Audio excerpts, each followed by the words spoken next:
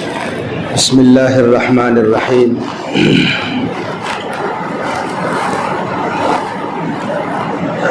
الحمد للہ رب العالمین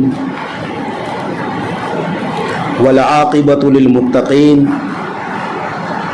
والصلاة والسلام علی سید الانبیاء والمرسلین وعلی آلہ واصحابہ اجمعین.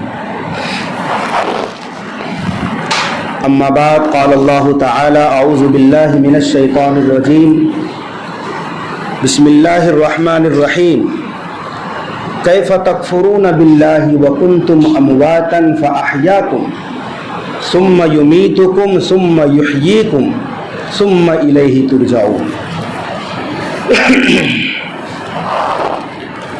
وقال رسول اللہ صلی اللہ علیہ وسلم نہا رسول اللہ صلی اللہ علیہ وسلم ان یجسس القبر وان یبنى علیہ وان یقعد علیہ. معزز سامعین کرام،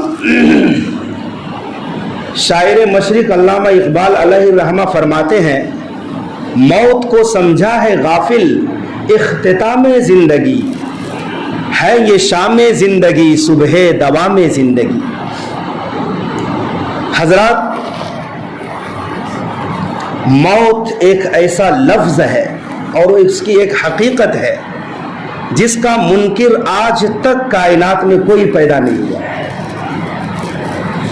اپنے باپ کا انکار کیا ہے لوگوں نے، نبی کا انکار کر دیا ہے، اللہ کے ایک ہونے کا، اللہ کے وجود کا منکر ہے، مگر کبھی ایسا نہیں ہوا کہ کسی نے موت کا انکار کیا، کسی بھی مذہب کا ہو.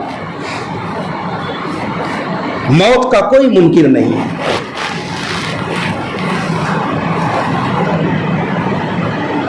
یہ وہ قبر ہے، خاموش بستی، جہاں جانے کا ادب ہے، جہاں جانے کی دعا ہے اور جہاں سے گزرنے پر سلام کرنے کا حکم ہے. پیارے آقا صلی اللہ علیہ وسلم جب قبرستان تشریف لے جاتے تھے، صحابہ جب قبرستان جاتے تھے تو سلام کرتے تھے، السلام علیکم یا اہل القبور من المؤمنین والمؤمنات والمسلمین والمسلمات وَإِنَّا إِن شَاءَ اللَّهُ بِكُمْ لَلَاحِقُونَ أَسْأَلُ اللَّهَ لَنَا وَلَكُمُ الْعَافِيَةَ أَنْتُمْ سَلَفُنَا وَنَحْنُ بِالْأَثَرِ. اے مسلمان مردوں عورتوں کے رہنے والے لوگوں، قبر والوں، تم پر سلامتی ہو، ہم بھی انشاءاللہ تم سے جلد ملنے والے ہیں. میں اپنے لیے اور تمہارے لیے عافیت کا سوال کرتا ہوں. تم ہم سے پہلے چلے گئے اور ہم بھی تمہارے پیچھے پیچھے آ رہے ہیں. سلام کے الفاظ پر غور کرنے سے ہی آدمی اپنی زندگی کے رخ کو صحیح کر لے. اگر صرف الفاظ کے معنی پر غور کرے کہ ہم قبر والوں سے کیا کہتے ہیں. قبر کی زیارت کا دو ہی مقصد ہے، تیسرا کوئی مقصد نہیں. پہلا مقصد یہ ہے کہ قبرستان اور قبروں کی زیارت سے ہمیں عبرت حاصل ہو جائے کہ یہ جو صاحب قبر سویا ہوا ہے یہ بھی ہمارے معاشرے کا انسان تھا. ہم میں بیٹھتے تھے، گپے لڑاتے تھے، چیختے تھے، قہقہے لگاتے تھے، ساتھ کاروبار کرتے تھے، اٹھتے بیٹھتے تھے. قبروں میں رہنے والے ہمارے آپ کی طرح ہی انسان تھے. سب کچھ چھوڑ چھاڑ کر اکیلے اپنے اپنی قبروں میں ہیں. کوئی مونس نہیں، کوئی غمخوار نہیں، کوئی دل بہلانے والا نہیں. تو قبروں کی زیارت کا ایک بڑا مقصد یہ ہے کہ قبر کو دیکھ کر، زیارت کر کے ہمیں عبرت حاصل ہو جائے کہ ہمارا بھی ٹھکانہ کہاں ہے، اسی جگہ ہے جہاں آج یہ پڑا ہوا ہے. دوسرا مقصد قبروں کی زیارت کا کہ ہم مردوں کے لیے دعائے مغفرت کی نیت سے جاتے ہیں. وہ محتاج ہیں، بے بس ہیں، ہم اللہ سے ان کے لیے مغفرت کی دعا کریں گے. ان دو کے علاوہ کوئی تیسرا مقصد نہیں ہے.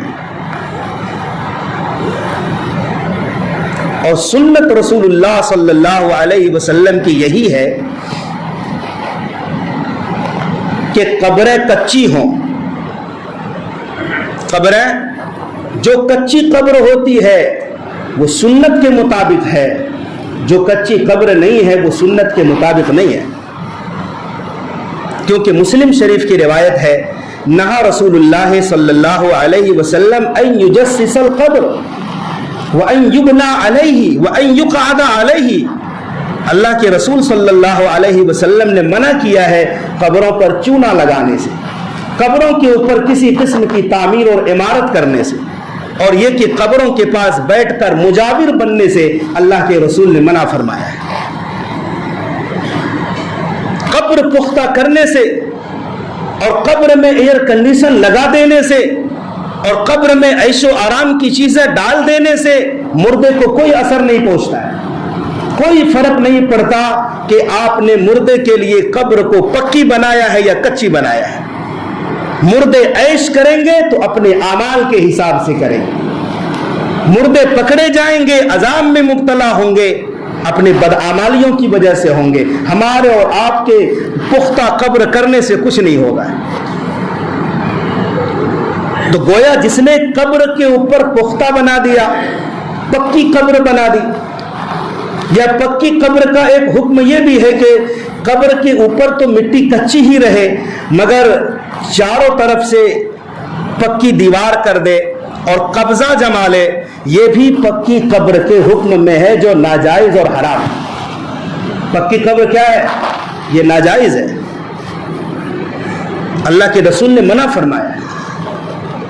لہذا وہ قبریں جو ہم پکی دیکھتے ہیں اور وہ قبریں جو ہم زمین کے برابر یا ایک بالش تک کی اونچائی تک ہم دیکھتے ہیں، دونوں میں بڑا فرق ہے کہ یہ کہ کچی قبر جو زمین سے لگ کر ہے وہ سنت کے عین مطابق ہے، اور جو پکی قبر ہے وہ سنت رسول اللہ سے ہٹ کر ہے. لہذا رخصت کرنے والوں کو اور دفن کرنے والے کو چاہیے کہ ہم اپنے مردوں کے لیے سنت کے مطابق قبر کا انتظام کریں، سنت کے مطابق گھر دیں انہیں. اسی طرح سخت قرآن کی بے حرمتی ہے، ناجائز ہے قبروں کے اوپر یا چارپائی کے اوپر اڑھا کر جو چادر ہم لے جاتے ہیں، اگر ان چادروں پر قرآنی آیات ہے اور اس کی بے حرمتی ہوتی ہے تو یہ قرآن کی بے ادب کی وجہ سے ناجائز اور حرام ہے. دیکھا جاتا ہے، مشاہدے میں ہے کہ قبروں کے اوپر ایسی چادریں جس میں قرآن و احادیث صریح الفاظ میں لکھے ہیں اور ان چادروں پر کتے اور بلی بیٹھتے ہیں. دل پر ہاتھ رکھ کر بتاؤ یہ قرآن کی بے ادبی ہے یا نہیں؟ کیا قرآن اسی لیے آیا ہے کہ چادروں میں قرآنی آیات لکھ کر قبروں کو سجایا جائے اور اس پر جانور بلی اور کتے بیٹھے؟ کیا قبر اسی لیے قرآن کریم کی آیات اسی لیے ہے؟ قرآن تو اس لیے آیا ہے کہ ہم قرآن سے ہدایت پانے والے بنیں. قرآن ہمارے لیے ہادی ہے، رہنما ہے، نور ہے، ہمیں راستہ بتانے آیا ہے، ہمیں جنت کا راستہ بتاتا ہے. ان سب چیزوں کے لیے قرآن ہرگز نہیں آیا. پھر آپ کہیں گے کہ اگر قبر پر عمارت بنانا ناجائز ہے تو پھر گنبد خضرا جو رسول اکرم صلی اللہ علیہ وسلم کے روضہ مبارک کے اوپر شاندار سبز گنبد بنا ہے وہ کیوں کر بن گیا ہے؟ جب قبر پر عمارت منع ہے، قبر کے اوپر کسی طرح کی تعمیر منع ہے تو پھر گنبد خضرا کیوں؟ تو آپ کی جانکاری کے لیے ہم بتا دیں کہ سب سے پہلے جس شخص نے گنبد بنایا تھا اس وقت کے علماء نے سخت نکیر کیا تھا، روکا تھا، منع کیا تھا. آپ یہ جسارت نہ کریں، روضہ رسول کے اوپر گنبد نہ بنائیں. لیکن جس شخص نے بنایا تھا اس شخص نے بات نہیں مانی تھی، حکومت چلتی تھی اور گنبد خضرا بنایا تھا، علماء کے اجازت کے بغیر بنایا. لیکن جب بن گیا گنبد تو اب اس کو گرانا کسی طرح بھی درست نہیں ہوتا ہے۔ اس کی وجہ یہ ہے کہ جناب رسول اللہ صلی اللہ علیہ وسلم کے دور میں جب خانہ کعبہ بن رہا تھا، تعمیر ہو رہی تھی، تو ابراہیم علیہ السلام کے منشا کے خلاف تعمیر ہو رہی۔ خانہ کعبہ جو ابراہیم علیہ السلام کے دور میں تھا وہ اس طرح تھا کہ حتیم کا حصہ جو ابھی باہر ہے وہ اندر تھا۔ خانہ کعبہ کے 2 دروازے تھے اور دروازہ نیچے تھا، اوپر نہیں تھا۔ ایک داخل ہونے کے لیے تھا، ایک باہر نکلنے کے لیے تھا۔ لیکن قریش نے جب اللہ کے نبی کے دور میں خانہ کعبہ بنایا تو حتیم کو باہر کر دیا، ایک دروازہ کو بند کر دیا اور دروازہ کو بالکل اوپر کر دیا تاکہ سیڑھی کے بغیر کوئی اندر نہ جا سکے۔ بتاؤ یہ خانہ کعبہ کی تعمیر صحیح تھی یا غلط تھی؟ بالکل غلط تھی۔ ابراہیم علیہ السلام کا خانہ کعبہ تو ایسا نہیں تھا نا۔ ابراہیم علیہ السلام کے خانہ کعبہ کے نقشے میں حتیم اندر تھا، اور قریش نے جب خانہ کعبہ بنایا تو حتیم کے حصے کو باہر کر دیا، ایک دروازے کو بند کر دیا۔ اسی لیے رسول اللہ صلی اللہ علیہ وسلم فرمایا کرتے تھے، عائشہ میرا دل چاہتا ہے کہ خانہ کعبہ کے باہر جو حتیم کا حصہ ہے اندر لے لوں اور خانہ کعبہ کے 2 دروازے کر دوں، ایک سے لوگ اندر داخل ہو، دوسرے سے نکلے۔ مگر عائشہ تیری قوم ابھی ابھی مسلمان ہوئی ہے، اگر میں نے ایسا کر دیا تو لوگ فتنے میں پڑ جائیں گے اور لوگ کہیں گے کہ محمد نے صلی اللہ علیہ وسلم خانہ کعبہ کو ڈھا دیا ہے۔ ابھی نئے نئے لوگ مسلمان ہوئے ہیں، اسلام میں آئے ہیں، تو ہو سکتا ہے کہ اس کا سائیڈ ایفیکٹ ہو جائے۔ تو ٹھیک اسی طرح گنبد نہیں بننا تھا، بالکل نہیں بننا تھا۔ علماء نے منع کیا تھا وقت پر، لیکن نہیں مانا گیا، گنبد بن گیا۔ اب اگر گنبد کو مسمار کیا جاتا ہے، گنبد کو وہاں سے ہٹایا جاتا ہے، پورے عالم کے مسلمان بے چین ہو جائیں گے، سخت فتنہ پھیل جائے گا۔ اس لیے اب اس کو ہٹایا نہیں جا سکتا۔ چنانچہ شاہ عبد العزیز کا جب دور حکومت تھا، مکہ اور مدینہ بھی ان کے حکومت کے زیر آیا، تو شاہ عبد العزیز نے ہر مکتب فکر کے علماء سے فتویٰ لیا کہ کیا قبروں کے اوپر تعمیر جائز ہے، کیا پکی قبریں درست ہیں۔ تمام علماء نے متفقہ فیصلہ دیا کہ پکی تعمیر جائز نہیں ہے، قبریں کچی ہوں۔ شاہ عبد العزیز کے حکم سے اور علماء کے مشورے سے، چاہے وہ مشورہ جو بھی ہو، قبرستان جو مدینہ منورہ کا سب سے محترم قدیم تاریخی قبرستان ہے، اس جنت البقیع قبرستان میں ازواج مطہرات کی قبریں پکی تھی، اہل بیت کی قبریں پکی تھی۔ بعد کے لوگوں نے کیا تھا، پہلے کچھ نہیں تھا۔ لیکن آج سے ٹھیک 100 سال پہلے شاہ عبد العزیز کے دور میں جنت البقیع قبرستان کی ساری قبریں جو پکی تھی مسمار کر دی گئی۔ مکہ المکرمہ میں جو جنت المعلی ہے وہاں کی ساری قبریں بھی گرا دی گئی، زمین کے ہموار کر دی گئی کہ جب پکی قبریں بنانا جائز ہی نہیں ہے تو یہ ساری قبریں کیوں رہیں گی۔ ایک تو یہ معاملہ ہو گیا۔ پھر شاہ عبد العزیز اور ان کے رفقا نے اور علماء نے کہ جب پکی قبر درست نہیں ہے تو روضہ رسول کے اوپر جو ہرا گنبد ہے، اس ہرا گنبد کو بھی مسمار کر دیا جائے، گرا دیا جائے۔ یہ فیصلہ ہوا۔ چنانچہ اسی سال حج کے موقع پر ایک کانفرنس بلایا شاہ عبد العزیز نے اسی سلسلے میں کہ گنبد کو گرانا چاہیے یا نہیں گرانا چاہیے۔ پوری دنیا سے علماء کو بلایا۔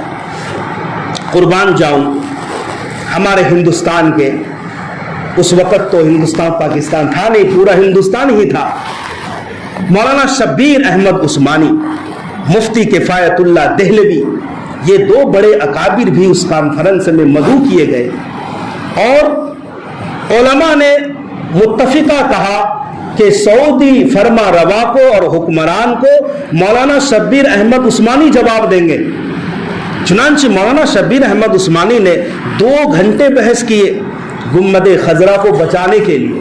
اگر گرایا جاتا ہے تو امت بہت بڑے فتنے میں مبتلا ہو جائے گی.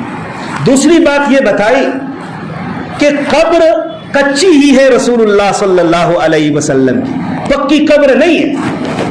ہمارے نبی کی قبر آج بھی کچی ہے.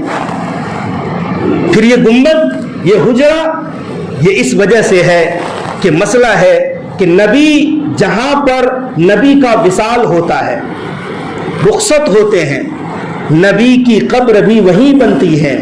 رسول اللہ صلی اللہ علیہ وسلم سیدہ ہاجرہ کے قبر میں تھے, حجرے میں تھے کہ آپ صلی اللہ علیہ وسلم کا وصال ہوا. چونکہ حجرے عائشہ میں وصال ہوا تھا, نبی کی وفات ہوئی تھی, لہذا قبر بھی حجرے عائشہ میں بننی تھی. تو وہاں حجرہ پہلے تھا, قبر بعد میں بنی. حجرہ پہلے تھا, قبر بعد میں بنی ہے. لہذا یہ اعتراض گنبد خضرا پر درست نہیں ہے کہ وہ ہمارے نبی کی قبر بعد میں ہے, حضرت عائشہ کا حجرہ اور گھر پہلے ہے. میرے بھائیوں, آج کل آپ نے ویڈیو میں, فوٹو میں دیکھا ہوگا کہ بعض لوگ یہ بتاتے ہوئے نظر آتے ہیں کہ یہ اللہ کے نبی کا روضہ ہے, اللہ کے نبی کی قبر ہے, اور وہاں پر ایک قبر کی تصویر بھی شیئر کی جاتی ہے. بعض مرتبہ کسی آدمی کے ساتھ وہ تصویر شیئر کی جاتی ہے تاکہ لوگوں کو یقین ہو جائے کہ یہ ہو بہو اللہ کے نبی کی قبر کی تصویر ہے, جو کہ سراسر جھوٹ ہے, غلط ہے, نقلی ہے, جعلی ہے. اللہ کے نبی کی قبر کی ایک بھی تصویر دنیا میں موجود نہیں ہے, ایک بھی تصویر دنیا میں موجود نہیں ہے. کیونکہ آج سے پچھلے 550 سال تک, پچھلے 550 سال تک کے عرصے میں ایک شخص بھی اللہ کے نبی کی قبر تک نہیں پہنچا ہے. ظاہر سی بات ہے, 550 سال پہلے کیمرے کا وجود نہیں تھا تو تصویر آ ہی نہیں سکتی ہے. پھر یہ کہ قبر تک جانا ممکن ہی نہیں ہے. ہم اور آپ جو جالی سے باہر سے سلام پیش کرتے ہیں, جو 3 سوراخ ہے, ایک اللہ کے نبی صلی اللہ علیہ وسلم کی طرف منسوب ہے, ایک حضرت ابو بکر صدیق, ایک حضرت عمر فاروق رضی اللہ تعالی. اس سوراخ سے ہمیں کیا نظر آتا ہے؟ اگر کچھ نظر آ سکتا ہے تو ایک سبز رنگ کا کپڑا نظر آ سکتا ہے. ہمارے اس کھڑے رہنے کی جگہ سے اللہ کے نبی کی قبر تک 4 دیواریں ہیں. قبر دیکھنا تو درکنار, 4 دیواریں ہیں, اس کے بعد اللہ کے نبی کی قبر ہے, مزار مبارک ہے. وہ 4 دیوار اس طرح سے کہ اللہ کے نبی صلی اللہ علیہ وسلم کا جو حجرہ, جو قبر مبارک ہے, اس قبر مبارک کے ارد گرد ایک 4 دیواری ہے. پھر حضرت عمر ابن عبد العزیز رحمت اللہ علیہ نے اپنے زمانے میں اس 4 دیواری کے بعد ایک 5 کونے والی دیوار تعمیر کی. پھر اس 5 کونے والی دیوار کے بعد پھر ایک 5 کونے والی دیوار, 3 دیوار, اور پھر ایک وہ دیوار جس دیوار میں وہ جالیاں لگی ہوئی ہے جہاں سے ہم سلام پیش کرتے ہیں, جس میں سوراخ ہے. تو یہ کل 4 دیوار ہے. اور صرف یہ باہر والی دیوار کو چھوڑ کر اندر کی جو 3 دیواریں ہیں, 4 دیواری اور 2 5 کونے والی دیواریں, ایک بھی دروازہ نہیں ہے, بغیر دروازے کے یہ دیواریں ہیں. تو ظاہر سی بات ہے اندر جانے کا تو سوال ہی پیدا نہیں ہوتا. پھر اللہ کے نبی کی ایک قبر کی تصویر, یہ بھی درست نہیں, کیونکہ ساتھ میں 3 قبریں ہیں تو ایک قبر کی تصویر آ ہی نہیں سکتی ہے.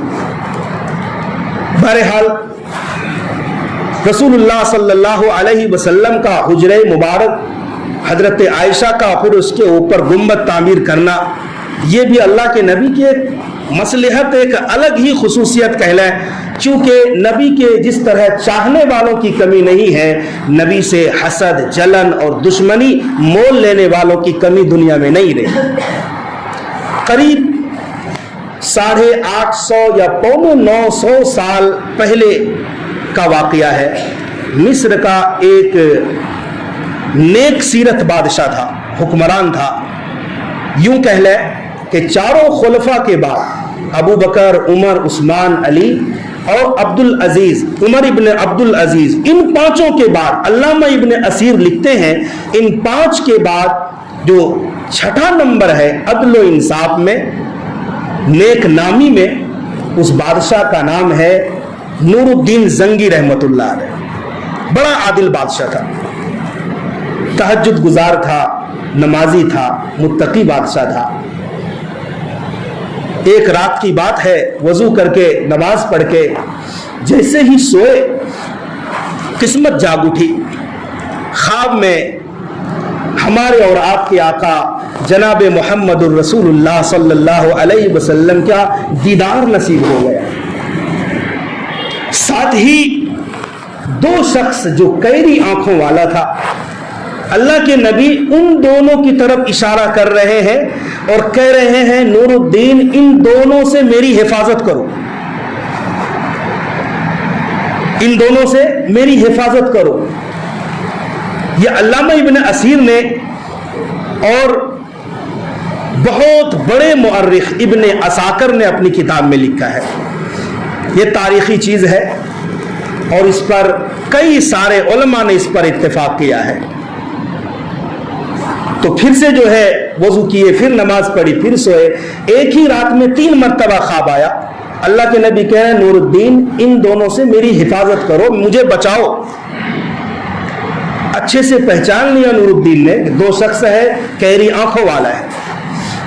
اب نور الدین جب اٹھے بڑی بے چینی، یہ میں کیا دیکھ رہا ہوں، نبی مجھ سے کہہ رہے ہیں کہ ان سے مجھے بچاؤ، کیا ماجرا ہو سکتا ہے؟ وزیر کو بلایا، اسی رات میں مشورہ کیا۔ وزیر نے کہا کہ حضور فوراً مدینہ چلیے۔ فوراً مدینے کی طرف رخت سفر کیا اور 16ویں دن رات دن سفر کرتے ہوئے 16 دن کے بعد مدینہ منورہ پہنچے، مسجد نبوی پہنچے اور اعلان کرایا کہ بادشاہ نور الدین زنگی آئے ہیں اور بہت سارا مال و دولت بھی لے کر گئے تھے، اہل مدینہ کو تحفہ دینا چاہتے ہیں۔ اب سارے اہل مدینہ آ گئے، سبھی مل رہے ہیں، ہر ایک کو انعام دیا جا رہا ہے، اور نور الدین زنگی ان دونوں کو ڈھونڈ رہے ہیں جن دونوں کی طرف اللہ کے نبی نے اشارہ کیا تھا خواب میں۔ وہ دونوں نظر نہیں آتے۔ جب سارا اہل مدینہ انعام پا چکا تو پوچھا کہ اور کوئی تو نہیں بچا؟